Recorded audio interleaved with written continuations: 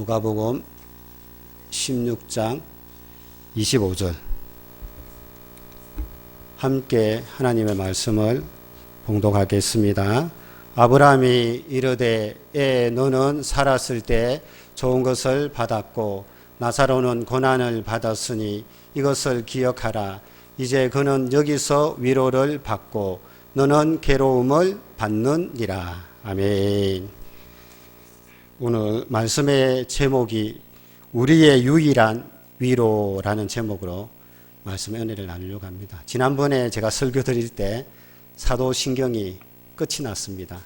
사도신경을 마치면서 그 다음에는 무슨 설교를 해야지 그렇게 나름대로 고민하고 기도를 했어요. 그래서 사도신경을 한번 총복습을 해볼까 라는 생각도 해보고 또 성경에 귀한 말씀이 많기 때문에 각 건을 이렇게 한번 요약하는 66권을 요약하는 설교도 해볼까? 안 그러면 한 권을 가지고 한 절 한 절 강의해보는 설교를 해볼까? 그런 생각도 해보고 또 뭐 교회론을 해서 교회 생활을 우리가 어떻게 해야 하나님께 은혜 받고 복 받는 생활이 될까?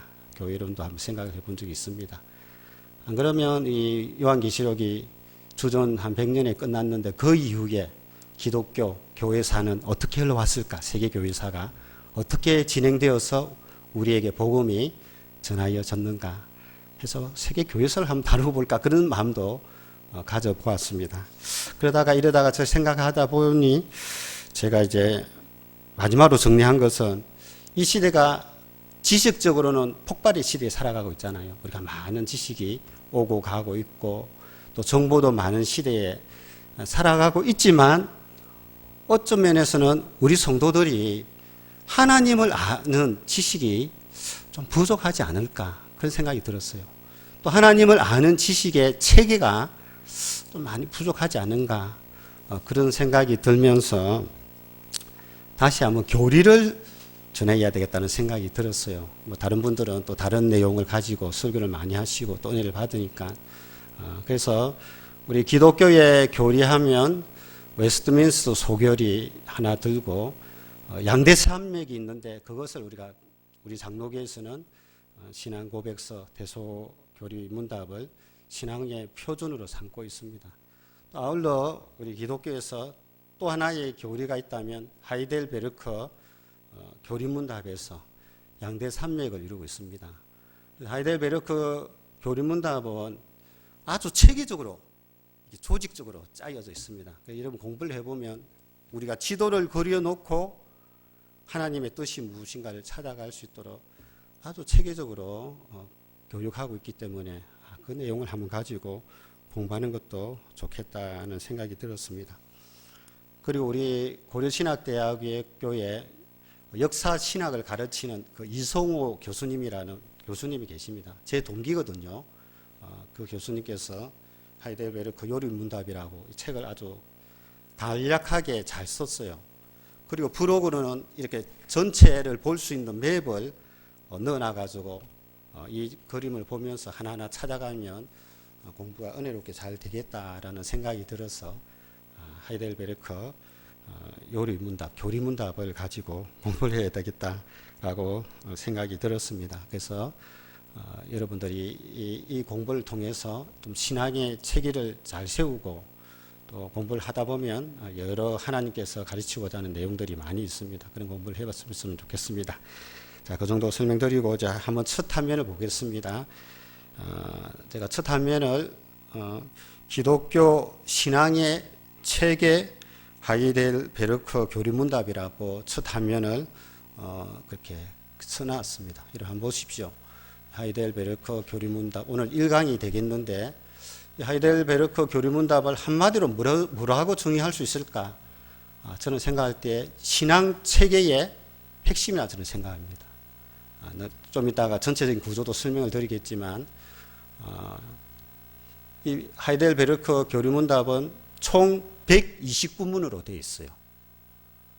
오른쪽에 보면 일주일에 1, 2문으로 적혀 있죠. 이 하이델베르크를 52주로 나누어서 52주일 동안 129문을 공부할 수 있도록 아주 체계적으로 이렇게 정리해 놓았습니다. 그래서 첫 번째 주일은 1문과 2문을 다루도록 그렇게 구성이 되어 있습니다. 그래서 일문과 일문의 제목은 우리의 유일한 위로와 삼위 하나님, 그런 제목으로 말씀을 전할 수 있습니다. 그래서 오늘의 말씀은 이제 핵심 구절 제가 찾아서 정리해 보았고, 그 밑에는 저자의 이름을 기록해 보았습니다. 자, 이 교리문답이라는 그 뜻부터 알아야 되잖아요. 하이델베르크 교리문답이라는데 그 말 자체를 이해 못하면 안 되잖아요. 그죠? 그래서 하이델베르크라는 그것은 독일의 도시 이름입니다. 그 3번에도 나와 있지만 독일의 도시 이름이었고, 그 당시에 팔처 연방이라고 연방으로 이렇게 구성되어 있었는데, 신로마 제국에 그 팔처 지역에 그 당시에는 수도였습니다. 그러니까 하이델베르크라는 것은 그 도시, 그 당시에는 수도고 지금은 독일의 도시의 하나인데, 그 이름을 따서 하이델베르크라고 하는 거예요. 비텐베르크 우리 들어보셨죠? 마틴 루터가 종교개혁을 일으킨 그 도시 비텐베르크거든요. 근데 이 하이델베르크는 독일의 도시의 이름이에요. 근데 우리가 교리라는 말 쓰잖아요. 교리란 것은 기독교, 종교마다 교리가 있거든요. 불교에도 교리가 있고, 교리는 그 종교의 핵심적인 신앙의 체계를 정리해서 가르치는 걸 교리라고 하는데, 이 교리는 우리 기독교 진리의 핵심적인 신앙의 체계를 교리라고 얘기합니다. 또는 요리문답이라고도 하거든요. 요리란 뜻은 그 한자에도 나와 있지만 우리가 믿는 중요한 내용들을 요약해서 정리한 것을 요리라는 그런 말 씁니다. 핵심의 책이라고 여러분 생각하면 되십니다. 그런데 왜 문답이라고 얘기하냐면, 그 당시에 공부 방식을 그냥 일방적인 스피치가 아니고 선포가 아니고 묻고 답하는 식으로 가르쳤어요. 묻고 물으면 거기에 대해서 답하고. 그래서 여러분 우리가 물어보면 그 사람의 답변을 딱 들어보면 가르친 사람이 그 사람이 알고 있는지 알고 모르고 있는지 알 수 있습니까? 모릅니까? 알 수 있잖아요. 딱 그 사람 답변 들어보면 이 사람이 외워서 답한다. 이 사람이 정말 마음 깊은 곳에서 답한다. 깨달아서 답한다. 금방 알 수 있어요. 그래서 하이델베르크 교리문답이라는 것은 그렇게 제목이 정해져 있습니다. 이 교리문답을 이제 완성했을 때 아주 3명이 지대한 공헌을 했는데, 그 당시에 통치자 선제우라고 불렀는데 프리드리히 3세가 교리문답을 만들라고 지시를 했어요. 그리고 올리비안 네우스는 그 당시 궁중 설교자인데 그 사람의 도움을 많이 받아서 우르시누스라는 사람이 이 하이델베르크 요리문답을 작성하게 됩니다. 이 분은 대학자지요. 그렇게 해서 우르사가 아닙니다. 저자가 누구라고요? 우르시누스가 저자가 되겠습니다. 여러분 알다시피 그 종교개혁이 몇 년도에 일어난지 아십니까? 1517년에 일어났죠.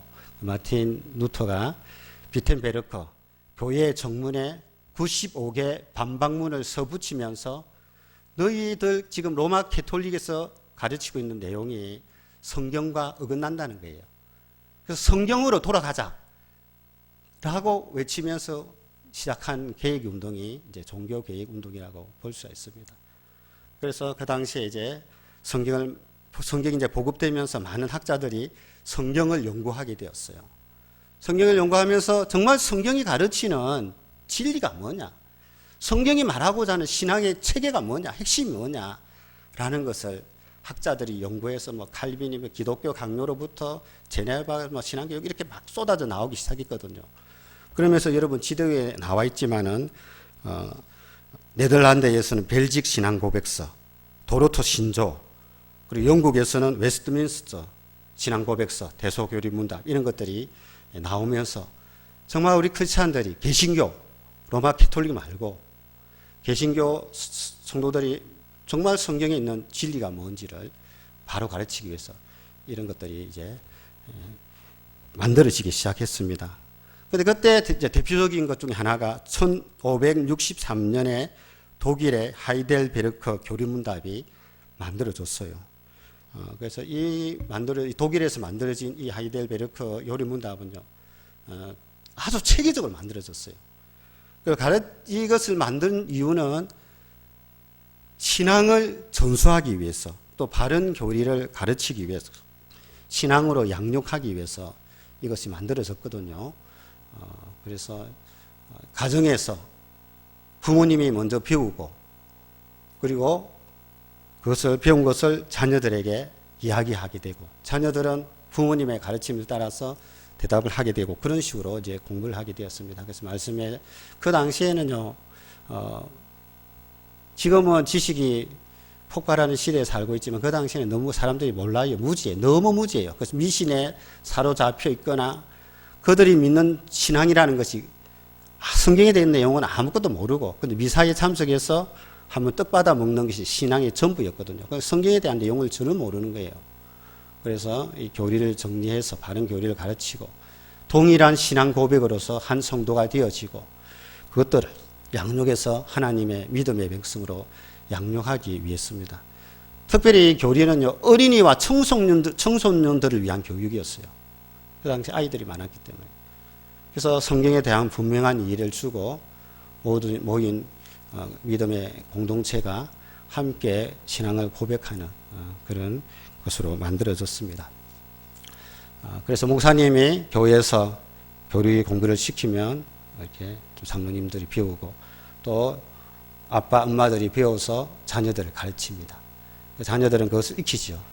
그래서 그들이 믿는 신앙의 고백이 확실할 때 세례도 주고 또 그들이 믿는 신앙이 바르게 되고 있는지를 신방할 때 제일 먼저 물어보는 것이 이 가정은 교리 교육을 합니까?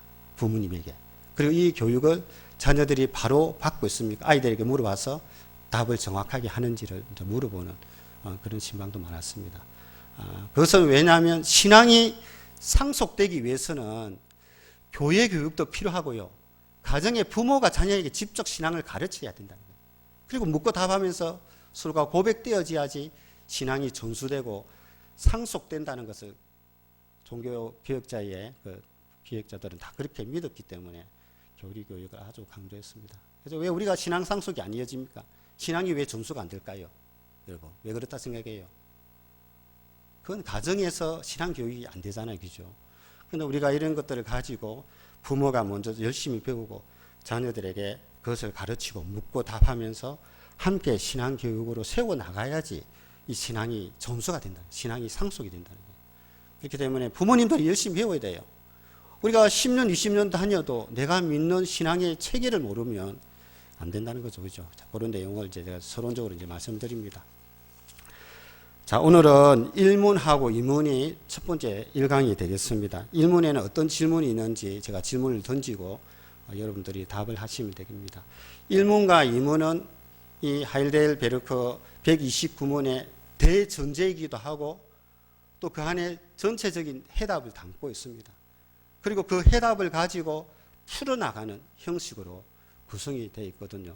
그래서 1문과 2문을 여러분 잘 이해하면 전체 그림을 그리고 그 그림을 따라서 여러분들이 공부를 배울 수가 있습니다. 자, 1문을 제가 물어보면 여러분들이 답을 한번 해보시기를 바랍니다. 1문입니다. 살았으나 죽었으나 당신의 유일한 위로는 무엇입니까? 자, 답변하십시오. 보시고 앞을 보시고 답을 해야지. 눈을 감고 있으면 답을 못하죠. 다시 1문을 물어보겠습니다. 살았으나 죽었으나 당신의 유일한 위로는 무엇입니까? 살았으나 죽었으나 나는 나의 것이 아니요 몸도 영혼도 나의 신실한 구주 예수 그리스도의 것입니다. 그리스도께서는 그의 보혈로 나의 모든 죄값을 완전히 치르고 나를 마귀의 모든 권세에서 해방하셨습니다. 또한 하늘에 계신 나의 아버지의 뜻이 아니면 머리털 하나도 땅에 떨어지지 않도록 나를 보호하시며 참으로 모든 것이 합력하여 나의 구원을 이루도록 하십니다. 그러므로 그의 성령으로 그분은 나에게 영생을 확신시켜 주시고 이제부터는 마음을 다하여 즐거이 그리고 신속히 그를 위해 살도록 하십니다. 1문이에요, 여러분. 1문의 질문이 뭡니까? 살았으나 죽었으나 당신의 유일한 위로는 무엇입니까? 라는 질문이에요. 여러분은 어떤 위로를 받고 싶습니까? 누구에게 위로를 받고 싶어요, 여러분? 예? 또 무엇으로 위로를 받고 싶습니까? 여러분이 지금 위로가 되는 게 어떤 거예요, 여러분? 여러분 지금 여러분 살면서 어떤 게 가장 여러분의 위로가 됩니까? 자녀예요? 우리 돈입니까? 건강이에요? 좋은 관계입니까? 여러분이 성공하는 뭐 어떤 업적이에요? 어떤 겁니까? 여러분 스스로 한번 답을 해보세요. 그런데 오늘 이제 하이델베르크에서 묻는 이 위로는요, 살았으나 죽었으나, 그죠? 당신의 유일한 위로가 무엇인가를 질문하고 있어요. 살아 있을 때만 우리에게 받는 어떤 일시적이고 찰나적인 위로 말고, 살았을 뿐만 아니라 죽었어도 우리에게 유일한 영원한 위로가 있다는 거예요. 그 위로가 무엇인가를 물어보고 있습니다. 그 답이 이제 살았으나 죽었으나 나는 나의 것이 아니요. 나의 몸도 영혼도 나의 신실한 구주 예수 그리스도의 것입니다. 라고 말을 하고 있습니다. 여기서 말하는 위로는 이 세상의 위로를 말하는 거 아닙니다. 살았을 뿐만 아니라 죽어서까지 받는 위로에 대한 질문이에요. 이 세상에서는 평생을 지속하는 위로는 없습니다. 여러분 어릴 때는 어떤 걸 좋아합니까? 어릴 때 좋아하는 거 다르고 나이 들어서 좋아하는 거 달라요, 여러분. 젊었을 때 받는 위로가 다르고요. 또 늙었을 때 여러분들이 원하는 위로가 달라요. 그러니까 그건 영원한 위로가 될 수 없죠. 일시적인 위로가 되고 변화된다는 거예요. 그래서 일문에서는 살았을 뿐만 아니라 죽음 너머까지 이르는 위로가 있다는 겁니다. 오늘 우리 성경에 보면 우리가 오늘 본문을 읽어봤지만 누가복음 16장에 보면 부자와 거지 나사로의 이야기가 나오죠. 거지 나사로는 부자의 상에서 떨어지는 음식을 얻어먹으면서 살아가죠. 그러나 죽어서는 아브라함의 품에 안기게 되고, 부자는 어떻게 했습니까? 호리호식하면서 살다가 죽어서는 불구덩이에 떨어지게 되어지죠. 너무 목이 타니까 아브라함에게 부탁을 하지 않습니까? 나 너무 목이 타니까 저 거지 나사로의 손끝에 물 한 방울 찍어서 내 혀에 대면 내 혀가 서늘해지게 될 테니 좀 그렇게 허락해 달라고 그렇게 얘기를 하게 되죠. 그럴 때 아브라함이 뭐라고 얘기합니까? 누가복음 16장 25절에 보면 이런 말씀이 있습니다. 아브라함이 이르되, 부자에게 얘기하죠. 너는 살았을 때에 좋은 것을 받았고 나사로는 고난을 받았으니 이것을 기억하라. 이제 그는 여기서 위로를 받고 너는 괴로움, 고통을 받느니라 라는 말씀을 주게 됩니다. 그래서 우리가 살아서 누리는 게 이게 영원한 위로가 안 되죠. 어떤 것은요 일시적이고 잠깐이고, 또 우리 아침 따라 여러분 느끼는 위로가 다 달라요. 아침에는 이런 게 좋았다가 또 저녁 되면 이게 더 좋아지고, 이렇게 우리의 위로가 변함없이 바뀐다는 거예요. 그래서 우리의 위로는 자신의 경험이라든지 근거, 상황에서 여러분의 영원한 위로를 참을 수가 없습니다. 우리 뭐 젊을 때는요 다 돈이 필요하잖아요. 돈도 많이 쓰이니까 돈이 우리의 힘이 되기도 하고, 뭐 위로도 일시적인 위로는 되죠. 성경에서 묻는 그런 위로 아니죠. 중년에는 어떻습니까? 자식이 좀 잘 되고 내가 승진하고 명예를 얻는 거, 그렇죠? 그런 것도 필요하죠. 일시적인 위로는 되겠죠. 노년에는 건강도 일시적인 위로가 됩니다. 그러나 이거는요 성경이 말하는 영원한 위로, 유일한 위로는 될 수 없다. 일관성이 없다는 거예요. 변한다는 거예요, 계속. 그죠? 여러분, 뭐 가족도 제일 소중하잖아요, 우리가. 그러나 죽음 직전에 가보십시오. 가족도 잘 몰라요, 여러분. 죽음 직전에 서면요, 누구밖에 기억 안 나는 줄 아십니까? 하나님밖에 기억이 안 날 것 같아요. 내가 구원받느냐, 구원 못 받느냐, 천국이냐, 지옥이냐는 그런 마지막 우리 인생의 종점에서 보면 유일한 위로도 가족이 안 될 것 같아요. 그래서 우리가 자기에서 위로 아닌 그리스도께 찾는 위로가 유일한 위로라고 성경이 가르치고 있습니다. 아멘이세요? 우리가 그걸 믿음으로 고백하면서 받아들여야 됩니다. 아멘이십니까? 예, 유일한 위로는 오늘 성경에 보니까 살아서도 죽어서도 영원한 위로가 있다라고 말씀하고 있습니다. 그 위로는 바로 예수 그리스도시다라고 말씀하고 있죠. 그래서 다시 보면 살았으나 죽었으나 나는 나의 것이 아니라는 거예요. 내가 내 것이 아니라는 거예요. 몸도 영혼도 누구의 것이라고요? 예? 나의 신실한 누구의 것? 누구의 것? 구주 예수님의 것이라는 거예요. 그 나의 소유권을 누구에게 넘겼다는 거예요, 여러분? 우리께 예수님께 넘겼다는 거예요. 영원한 소유권은 예수님께 있다는 겁니다.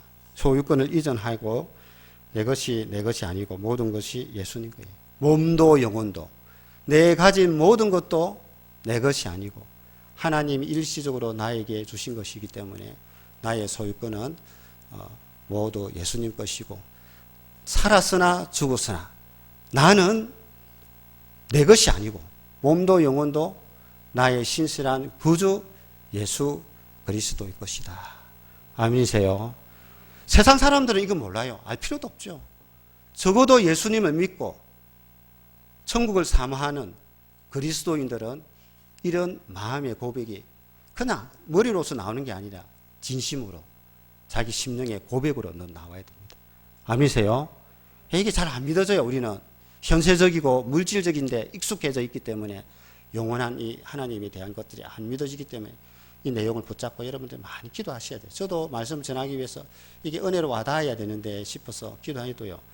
우리가 이렇게 익숙한 이 현세의 속에 살아가기 때문에 정말 이 모든 것이 하나님의 것입니다. 나의 생명도, 내가 가지고 있는 자식도, 내 시간도, 내 전부가 예수 그리스도의 것입니다. 아멘 믿습니다. 그런 고백이 필요하다는 거예요. 그러면서 이 고백이요. 성부 하나님, 성자 하나님, 성삼위 하나님에 대한 고백으로 이어지는 것을 볼 수 있습니다. 그래서 첫 번째는요. 그리스도께서 그의 보혈로 나의 모든 죄값을 완전히 치르고 나를 마귀의 모든 권세에서 해방하셨습니다. 자, 그리스도의 것인데 첫 번째 감사하는 것이 뭐냐? 첫 번째 고백하는 것이 그리스도께서 성자 예수님에 대한 고백이죠. 나는 예수님께 속했는데 예수님이 어떤 은혜를 주시냐 하면 예수님께서 예수님의 보혈로 나의 모든 죄값을 완전히 치르고 나를 마귀의 모든 권세에서 해방하여 주셨다는 겁니다. 유일하신 하나님의 아들이신 예수님께서 우리를 위하여 십자가에 피 흘려 주시고 우리의 과거, 현재, 미래의 모든 죄를 용서해 주시고 마귀의 악한 세력으로부터 우리를 해방시켜 주신 그 성자 예수님의 구원을 믿는다는 겁니다. 아멘이세요? 그래서 나의 것인데 첫 번째 고백되어지는 것이 성자 예수님의 구원에 대한 고백입니다. 그래서 고린도전서 6장 19절에 보면 너희 몸은 너희가 하나님께로부터 받은 바 너희 가운데 계신 성령의 전인 줄을 알지 못하느냐. 너희는 너희 자신의 것이 아니라 값으로 산 것이 되었으니 그런즉 너희 몸으로 하나님께 영광을 돌리라 말씀하고 있습니다. 마가복음 10장 45절에 보면 인자가 온 것은 섬김을 받으려 함이 아니요 도리어 섬기려 하고 자기 목숨을 많은 사람의 대적물로 주려 함이다 라고 말씀하시므로 예수님으로 말미암아 죄값 용서받고 마귀 권세에서 해방된 그 성자 예수님의 구원에 대해서 이야기하고 있습니다. 두 번째는요.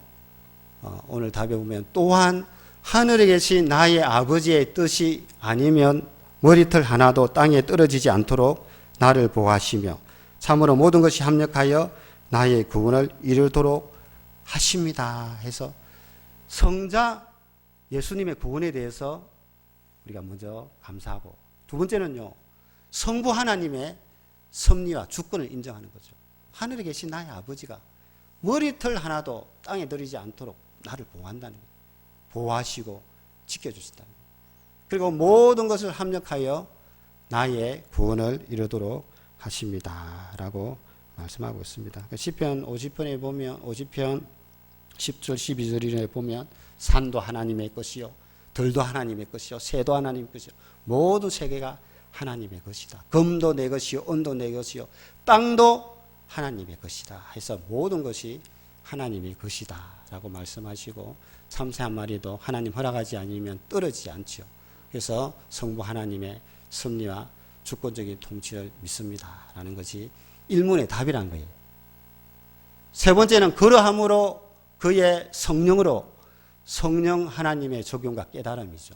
성령으로 그분은 나에게 영생을 확신시켜 주시고 이제부터 마음을 다하여 즐거이 그리고 신속히 그를 위하여 살도록 하십니다 해서 성령 하나님께서 우리에게 말씀을 또 예수님이 이루신 것을 하나님의 섭리를 우리가 믿도록 깨닫게 하고 적용시켜 주시고 뿐만 아니라 영생을 확신시켜 주시면서 이제부터는 마음을 다하고 즐거이 그리고 신속히 누구를 위해? 하나님 위해 살도록 그렇게 성령 하나님께서 역사하신다. 아멘이세요? 우리가 하나님의 은혜를 받고 내 것이 아니라는 것을 알고 유일한 위로, 영원한 위로가 예수님께 있다는 것을 알고 고백하는 사람은 성자 예수님의 구원, 성부 하나님의 섭리, 성령 하나님의 적용을 믿으면서 깨달으면서 살아가게 된다는 거예요. 그래서 삼위 하나님에 대한 그 은혜 속에서 살아가는 자가 유일한 하나님의 위로를 누리는 자입니다. 아멘이세요? 아멘이세요? 예, 그게 믿어져요. 믿어져 깨달아져야 되거든. 이게 믿어져야지 여러분들이 일시적인 위로에 흔들리지 않고 영원한 위로 우리가 붙잡고 가면서 우리의 주어진 삶들을 잘 살아갈 수 있다는 거예요. 그래서 마음을 다하고 즐거이 신속히 하나님의 영광을 위해 살 수 있도록 되어진다는 겁니다. 그래서 유일한 위로가 뭔가 하는 것이 질문이에요. 유일한 위로. 자, 오늘 이문까지 공부를 할 건데, 자, 이문은 전체적인 이제 구조를 설명합니다. 이문은 이러한 위로 가운데 복된 인생으로 살고 죽기 위해서 당신은 무엇을 알아야 합니까? 답입니다. 같이 읽어봅시다. 다음에 세 부분을 알아야 합니다. 첫째, 나의 죄와 비참함이 얼마나 큰가. 둘째, 나의 모든 죄와 비참함으로부터 어떻게 구원을 받는가. 셋째, 그러한 구원을 주신 하나님께 어떻게 감사를 드려야 하는가를 알아야 합니다. 예, 우리가 이런 위로, 유일한 위로 가운데 사는 우리들이 복된 인생으로 살고 죽기 위해서 우리가 알아야 할 게 있다는 게 알아야. 그 알아야 할 내용이 뭔가? 라는 질문에 세 가지로 답하고 있습니다. 이 세 가지가 첫째, 둘째, 셋째가 산문에서부터 129문에 대한 설명으로 이어지게 되어집니다. 그러니까 첫째에 대한 답, 둘째에 대한 답, 셋째의 답을 이제 풀어나가면서 하이델베르크 요리문답, 교리문답이 전체적인 구조가 짜여져 있어요. 좀 더 이제 내용을 보면 첫째, 나의 죄와 비참함이 얼마나 큰지를 알아야 된다는 거예요. 그러면 성경에서 참된 지식이라고 얘기하면요, 어떤 지식을 말하는 줄 아십니까? 하나님을 아는 지식과 사람, 인간을 아는 지식을 가장 근본으로 여기고 있습니다.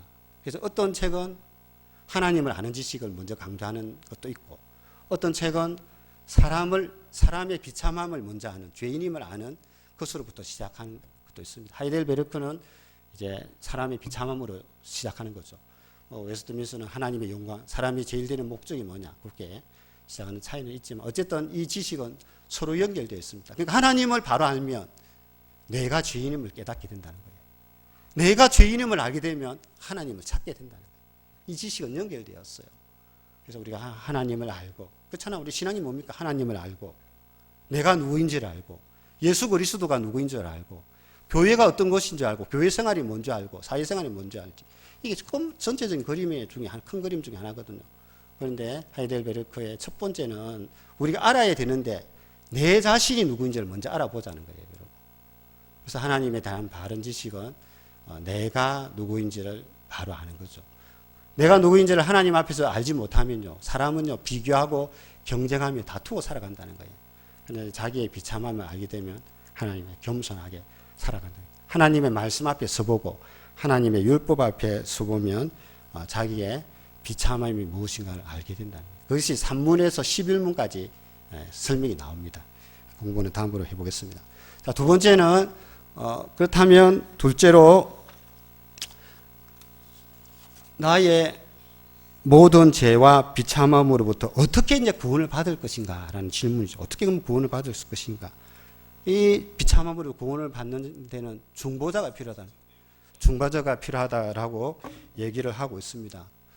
그래서 참된 믿음이 필요한데 확실한 지식과 굳은 신뢰가 필요하다.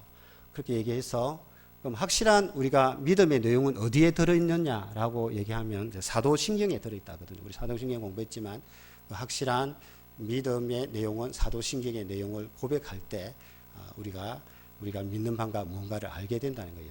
뿐만 아니라 이제 목사님의 바른 설교, 또 성례, 보이는 말씀, 성탄신과 세례를 통해서 그런 배움을 통해서 어떻게 구원을 받는가를 우리가 배우게 된다라고 말씀하고 있습니다. 그런 내용이 12문에서 85문으로 나와 있습니다. 세 번째는 그러면 구원을 주신 하나님께 어떻게 감사를 드려야 하는가 알아야 합니다. 라고 되어 있죠. 그래서 감사의 삶을 열매 맺는 삶인데 그 감사의 삶에는 회개와 기도가 동반되어지는데 저 감사의 삶은 율법을 지키는 삶이다. 십계명이죠. 율법은 우리 죄를 드러나게 해서 율법을 억지로 지키는 것이 아니라 감사의 삶으로 기쁘게 지켜 나가는 것이 율법이 된다는 십계명이 된다. 십계명은 우리 억지로 지키는 게 아니라 하나님의 구원의 은혜에 감사해서 즐거이 기쁘게 지켜 나가는 것이 십계명이라는 거예요. 뿐만 아니라 우리가 하나님의 감사의 삶을 기도가 따라온다는 거예요. 기도가. 그 기도 안에는 이제 주기도문이 포함되어 있습니다. 그래서 영혼과 몸에 필요한 것을 간구하는 것이 86문에서 129문으로 구성이 되어 있습니다. 그래서 이 전체 마인드 맵을 보면 이렇게 보면 1문, 2문이 전체 질문에 대한 질문이고 답변이에요. 그리고 첫째에서 아까 말씀드린 것처럼 첫째에 대한 내용이 나오고 둘째에 대한 내용이 나오죠. 둘째 어떻게 하면 구원을 받느냐. 사도신경, 하나님의 말씀, 성례 이런 것 통해서 우리가 구원받고 구원받아서 우리가 감사의 생활을 어떻게 할 것이냐. 십계명으로 말씀을 지키고 하나님의 계명을 지키고 그리고 기도하는 것이 구원받은 성도의 삶이다라는 거 가르쳐주는 것이 이제 하이델베르크의 전체 그림이라는 거예요. 그 안에 뭐가 들어있습니까, 여러분? 쉽게 말해서 사도신경의 신앙 고백도 들어있고 우리가 지켜야 할 십계명의 내용도 들어있고 우리의 기도의 내용이 주기문도도 들어있다는 거예요. 그런 내용들을 다 포함하고 있는 것이 하이델베르크예요. 그래서 그 내용을 우리가 전체적으로 그림을 딱 그리고 탁탁 진행을 해서 이 내용을 딱 치우면요. 내가 무엇을 알고 있는지를 알 뿐만 아니라 내가 누구에게 신앙을 전수할 때 이 내용을 전수하면 그런 내용들이 전달될 수가 있다는 내용입니다. 이해가 되십니까? 제가 이렇게 좀 방대하게 설명을 드렸지만 그렇게 오늘 전체적인 구조가 그렇게 짜여 있습니다. 그래서 하이델베르크 교리문답이 지금은 참 필요한 시대가 되었어요. 왜냐하면요. 신앙을 10년, 20년, 30년 다녀도 내가 무엇을 믿는지 신앙의 체계를 못 이루는 분들이 많이 있거든요. 그래서 이런 다 내용들이 우리가 핵심적인 내용들이 이미 다 여러분들이 부모주부는 공부했지만 이번에 공부를 통해서 좀 통합적으로 연결해서 이 신앙의 전수들이 이어져야 됩니다.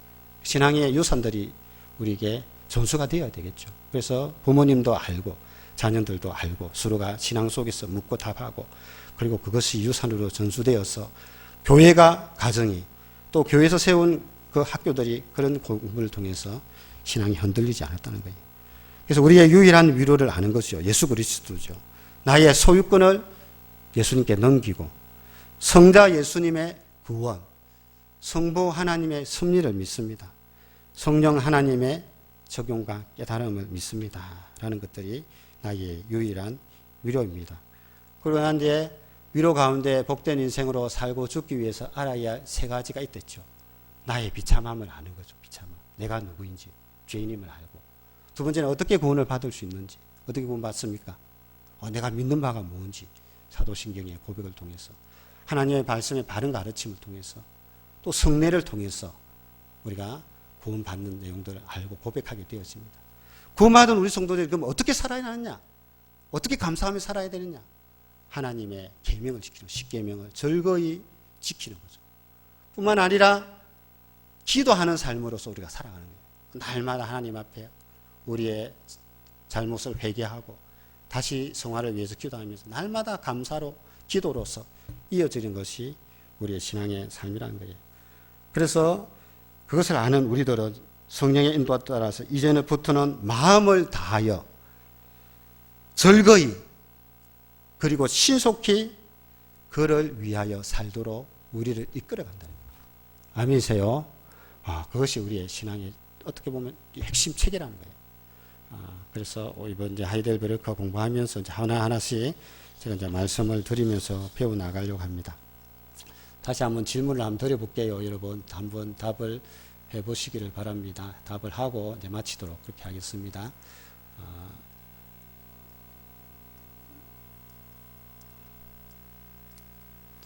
자, 물어보겠습니다. 질문을. 살아서나 죽어서나 당신의 유일한 위로는 무엇입니까?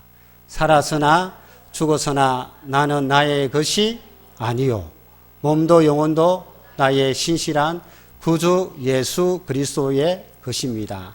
그리스도께서는 그의 보혈로 나의 모든 죄값을 완전히 치르고 나를 마귀의 모든 권세에서 해방하셨습니다. 또한 하늘에 계신 나의 아버지의 뜻이 아니면 머리털 하나도 땅에 떨어지지 않도록 나를 보호하시며 참으로 모든 것이 합력하여 나의 구원을 이루도록 하십니다. 그러므로 그의 성령으로 그분은 나에게 영생을 확신시켜 주시고 이제부터는 마음을 다하여 즐거이 그리고 신속히 그를 위하여 살도록 하십니다. 아멘이세요? 네, 유일한 위로가 그렇습니다. 그래서 우리 세 가지를 알자. 죄인임을 알고 어떻게 구원받았음을 알고 구원받은 우리가 어떠한 감사의 삶을 살아갈지 하는 것이 전체가 가르치는 내용입니다. 그래서 그런 내용들을 하나하나 여러분들이 마음의 지도를 그리면서 그 대목을 여러분이 마음으로 고백하고 신앙으로 고백한다면 은혜로운 삶이 될 줄로 믿습니다. 우리 찬양하도록 하겠습니다. 찬양 한 곡 부르고 함께 통성기도 하고